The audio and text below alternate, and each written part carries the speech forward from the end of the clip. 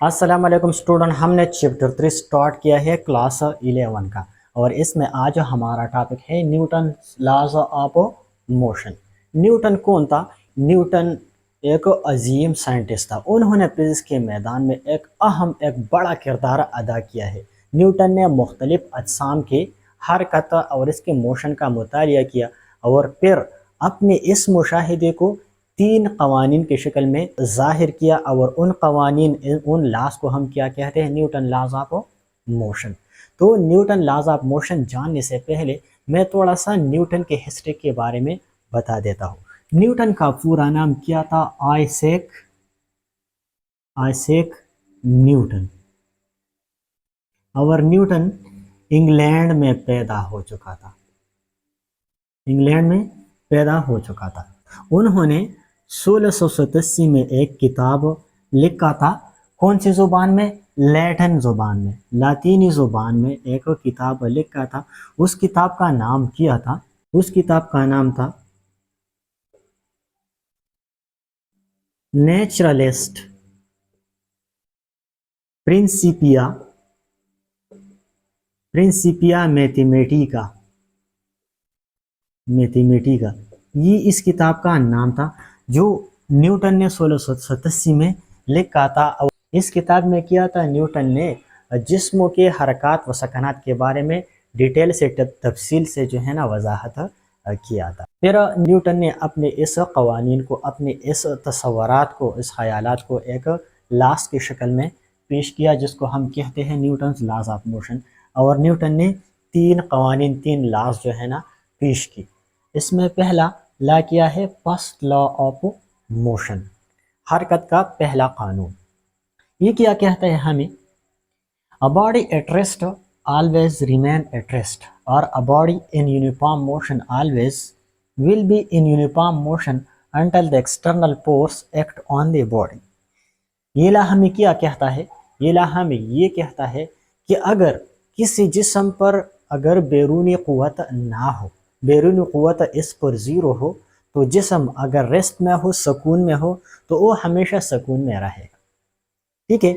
या अगर कोई जिस्म एक यूनिफॉर्म कांस्टेंट वेलोसिटी के साथ जा रही हो, यानी इसका वेलोसिटी क्या हो? कांस्टेंट हो, मोशन यूनिफॉर्म हो, तो अपने इस मोशन को हमेशा के लिए बरकरार रखेगा। शर्त ये है कि इस पर कोई बैरूनी क़ुव्वत असर ना करे। तो चलने वाला जिस्म हमेशा मोशन में होगा, यूनिफॉर्म मोशन में। और जो जिस्म सुकून में हो, रेस्ट में हो, तो वो हमेशा रेस्ट में होगा अगर बैरूनी क़ुव्वत इस पर असरअंदाज ना हो। मिसाल के तौर पर मेरे हाथ में ये मार्कर के, ठीक है, मैंने इस मार्कर को यह अपने हाथ में रख लिया है। ठीक है? अगर मैं इस मार्कर को नहीं उठाता हूँ, इस तरह इस पर कुव्वत नहीं लगाता हूँ, तो ये हमेशा के लिए मेरे इस हथेली पर पड़ा रहेगा। ठीक है? या अगर मैं इस मार्कर को इस तरह फेंकूँ तो ये हमेशा हवा में अपना मोशन बरकरार रखेगा, बशर्ते कि इस पर कोई बैरूनी क़ुव्वत असर ना करे। अब ये मार्कर क्यों गिरता है, क्यों इसका मोशन ख़त्म हो जाता है? क्योंकि जब मैं इस मार्कर को इस तरह फेंक देता हूँ तो इस पर एक क़ुव्वत एयर रेजिस्टेंस की वजह से लगता है, यानी हवा इस पर प्रेशर लगाते हैं, रेजिस्टेंस लगाते हैं, तो ये नीचे गिरता है। और दूसरा बात ये कि ग्रेविटी ज़मीन पर इस पर अट्रैक्टिव फोर्स लगाते हैं, तो उस अट्रैक्टिव फोर्स की वजह से ये नीचे की तरफ गिरता है और ये रुक जाता है। अगर ये दोनों फोर्स इस मार्कर पर ना होती तो ये मार्कर अपना मोशन हमेशा के लिए बरकरार रख लेता। तो न्यूटन इसलिए इस लॉ में कहता है कि a body at rest always remain at rest. कोई भी जिस्म अगर रेस्ट में हो, सुकून में हो, तो हमेशा सुकून में रहेगा।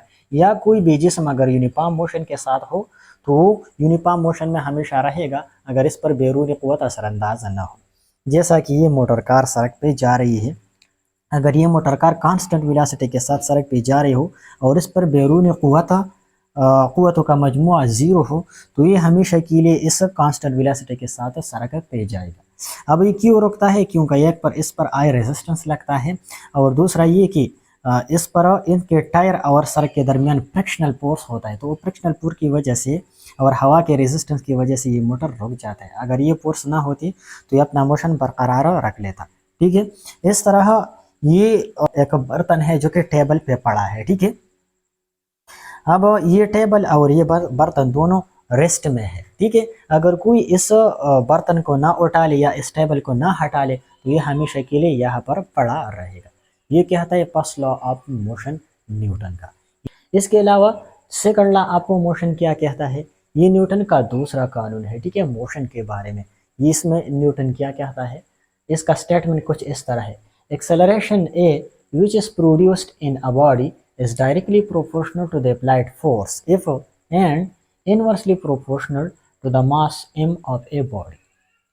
ये कानून, ये ला हमें क्या कहता है, सेकंड ला, ये ला हमें ये कहता है कि जब किसी भी जिस्म में एक्सेलरेशन पैदा हो रही हो, time rate of change of velocity, यानी जब किसी जिस्म में एक्सेलरेशन पैदा हो रही हो तो वो एक्सेलरेशन क्या होता है, बैरून क़ुव्वत को डायरेक्टली प्रोपोर्शनल होता है। यानी जितना हम बैरून क़ुव्वत किसी जिस्म पर ज़्यादा करते हैं उतना ही उसमें ज़्यादा एक्सेलरेशन पैदा होते, या अगर बैरून क़ुव्वत हम कम करें तो कम एक्सेलरेशन पैदा होगा। और दूसरा बात ये है कि उस जिस्म का एक्सेलरेशन उसके मास को इन्वर्सली प्रोपोर्शनल होगा, इसकी कमियत को। यानी अगर जिस्म हल्का हो तो इसमें ज़्यादा एक्सेलरेशन पैदा होगा बासानी, और अगर जिस्म भारी हो तो उसमें एक्सेलरेशन पैदा करने के लिए ज़्यादा क़ुव्वत दरकार होगा, यानी मास को इन्वर्सली प्रोपोर्शनल होगा।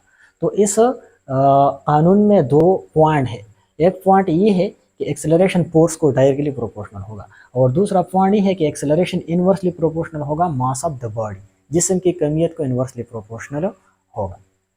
मिसाल के तौर पर यहाँ पर एक शख्स वो क्या करता है, एक ट्राली पे फोर्स लगाता है, ठीक है, ये शख्स क्या करता है, इसको धक्का देता है और इस पर फोर्स लगाते हैं, मोशन में लाता है, तो ट्राली में एक्सेलरेशन पैदा होता है और इस पर फोर्स लगाता है, और इस ट्राली का अपना मास भी होगा m।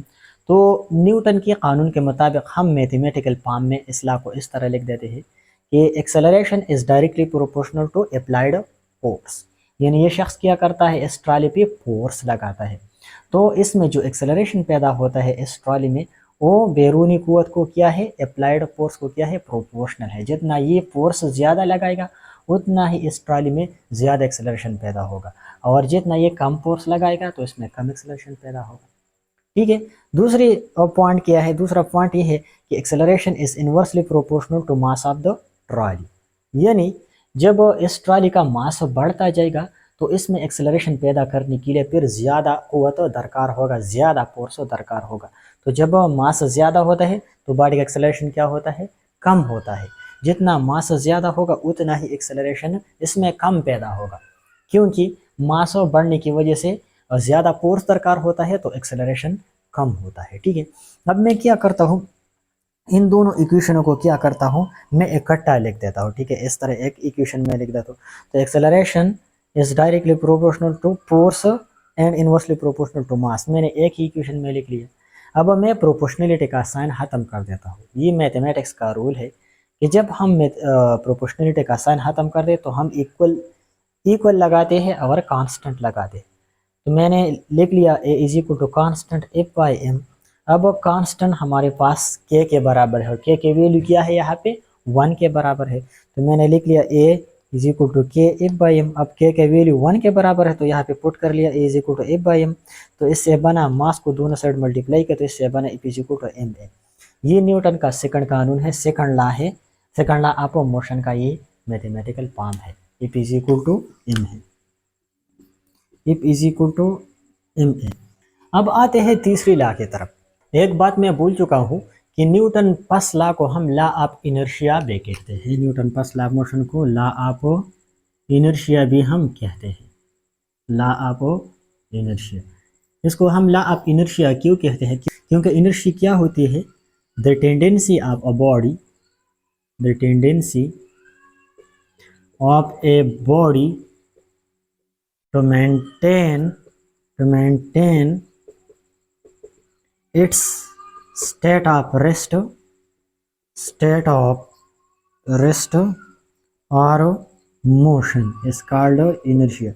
बॉडी की वो सलाहियत जिसकी वजह से कोई बॉडी या कोई जिस्म अपना स्टेट ऑफ मोशन या स्टेट ऑफ रेस्ट बरकरार रखे, यानी इसमें कोई तब्दीली ना आई, तब्दीली को वो क्या करे, मुज़ाहिमत शो करे, ज़ाहिर करे, उसको हम कहते हैं इनर्शिया। इनर्शिया बॉडी की वो खुसूसियत है जिसकी वजह से जिस्म अपना हालत सुकून یعنی اگر کوئی جسم سکون میں ہو اس سکون کو برقرار رکھے گا اس ریسٹ کو، اگر کوئی بیرون قوت اس پر عمل کرتا ہو تو اس کو ریزسٹنس شو کرے گا، یا اگر یہ جسم موشن میں ہو، حرکت میں ہو، تو یہ اپنا حرکت کا یہ حالت برقرار رکھے گا، اگر اس پر کوئی بیرون قوت عمل کرتا ہو تو وہ اس کو کیا کرے گا، اس کو ریزسٹنس شو کرے گا۔ یہ خصوصیت جسم کا کیا کہلاتا ہے، انرشیا کہلاتا ہے۔ تو پس لا کو ہم لا اپ انرشیا بے کہتے ہیں، کیونکہ پس لا میں بھی جسم اپنا حالت سکون یا حالت حرکت برقرار رکھتا ہے یا رکھنا چاہتا ہے، ٹھیک ہے۔ اب آتے ہیں تھرڈ لا کی طرف، third law of motion, third law of motion. اس لا کا سٹیٹمنٹ کس طرح ہے، ایوری ایکشن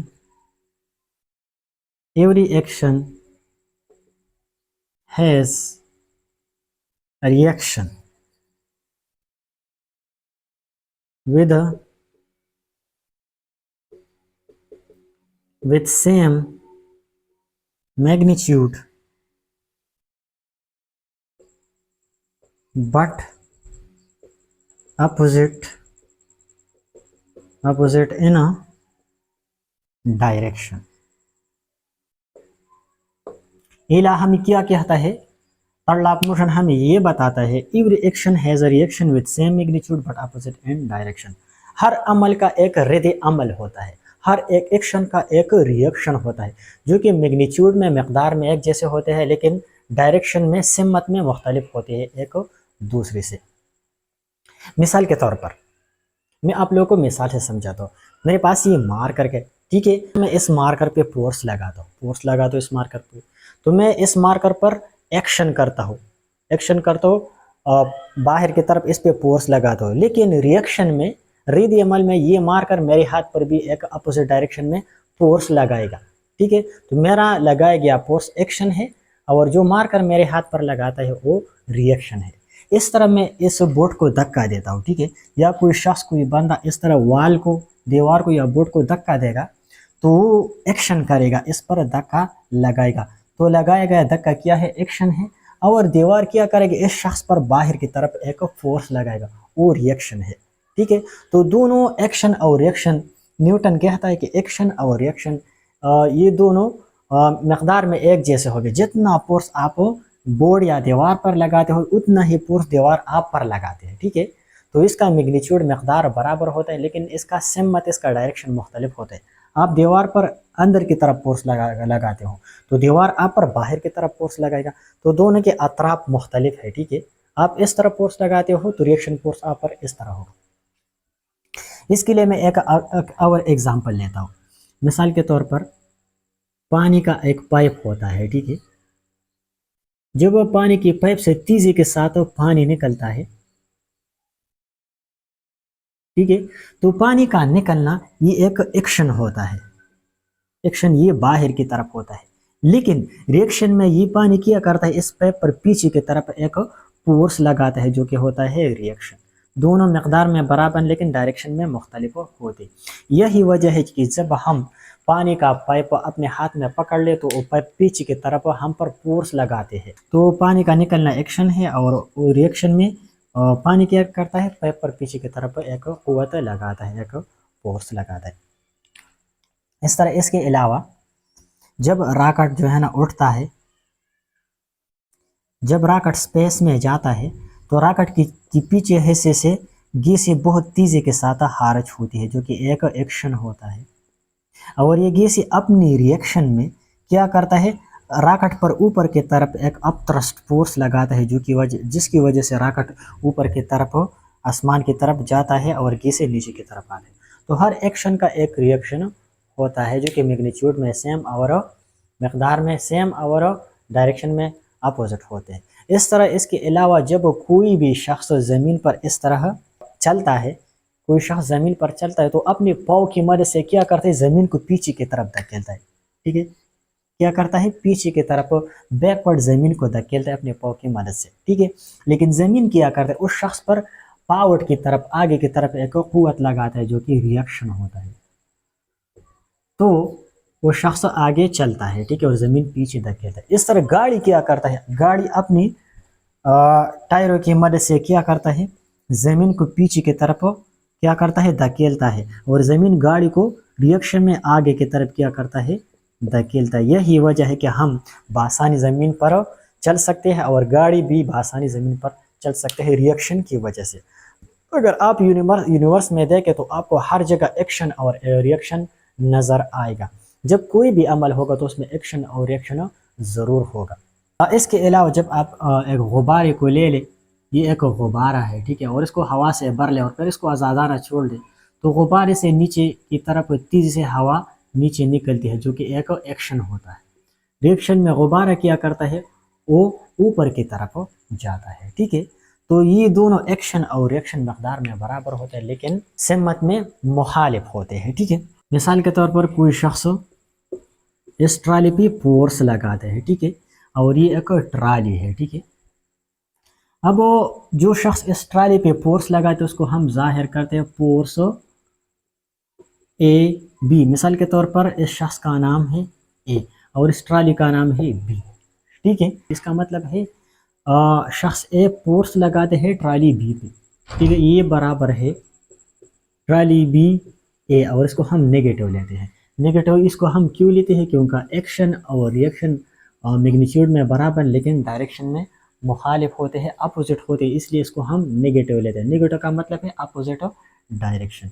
इस तरह ट्राली बी भी शख्स ए पर एक कुव्वत लगाते हैं, इसको हम पैर में इस तरह लिख देते हैं। इसके अलावा मिसाल के तौर पर ये एक बाल है और कोई शख्स इसको लात मार दे, ठीक है, अपने पाँव से इसको इस तरह लात मार दे, और शख्स क्या करता है अपनी लात से इस बाल पर क्या करता है, एक फोर्स लगा रहे, जो कि हम जाहिर करते हैं ए बी से। आपका पाँव ए है और ये बाल बी है, ठीक है। इस तरह ये बाल भी मुखालिफ सम्मत में एक ही मकदार में आपके पाँव पर फोर्स लगाएगा, जिसको हम लिखेंगे एपो बी ए, यानी बाल भी आपके पाँव पे रिवर्स डायरेक्शन में फोर्स लगाता है और आप बाल पर बाहर की तरफ फोर्स लगा रहे, जो कि एक्शन होता है और वो रिएक्शन होता है, ठीक है। तो न्यूटन का तीसरा लॉ हमें ये कहता है, to every action there is an equal and opposite reaction. हर एक्शन का एक रिएक्शन होता है जो कि मकदार में बराबर और डायरेक्शन में मुख्तलिफ होते हैं, ठीक है। तो ये था न्यूटन तीसरा लॉ ऑफ मोशन।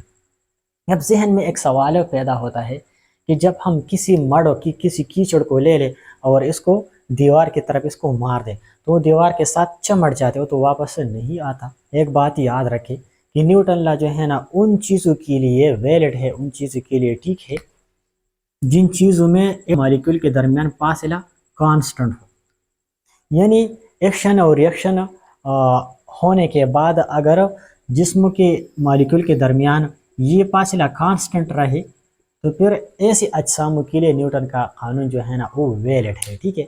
अदरवाइज अगर मॉलिक्यूल के दरमियान फासला रिएक्शन एक्शन और रिएक्शन के बाद कांस्टेंट नहीं रहता हो तो ऐसी चीज़ों के लिए न्यूटन का कानून फेल होता है, ठीक है, वो वैलिड नहीं होता ऐसी चीज़ों के लिए। तो इसलिए जब हम किसी मड या कीचड़ को लेते हैं तो कीचड़ के मॉलिक्यूल के दरमियान जो फासला होता है, ठीक है, इस तरह हम एक बाल बना देते हैं, एक जैसा होता है। ये मिसाल के तौर पर मैंने दो मॉलिक्यूल ली और इसके दरमियान फासले, अब मैंने इस कीचड़ को दीवार पे दे मारा, ठीक है, तो मैंने इसको दीवार पे दे मारा तो इसकी ये मॉलिक्यूल इस तरफ चला गया और ये मॉलिक्यूल नीचे आया, यानी इसमें डिफॉर्मेशन आ गई।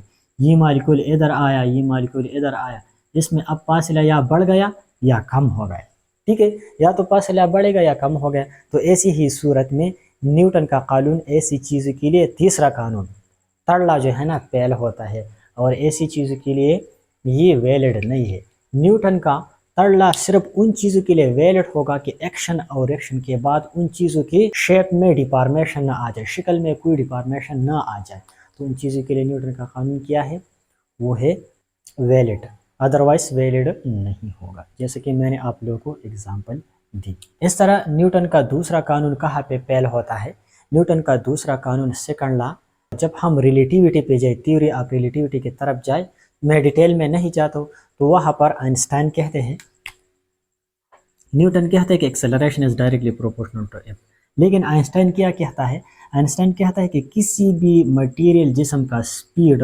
कभी भी लाइट की स्पीड के बराबर नहीं हो सकता, रोशनी की स्पीड के बराबर نہیں ہو سکتا.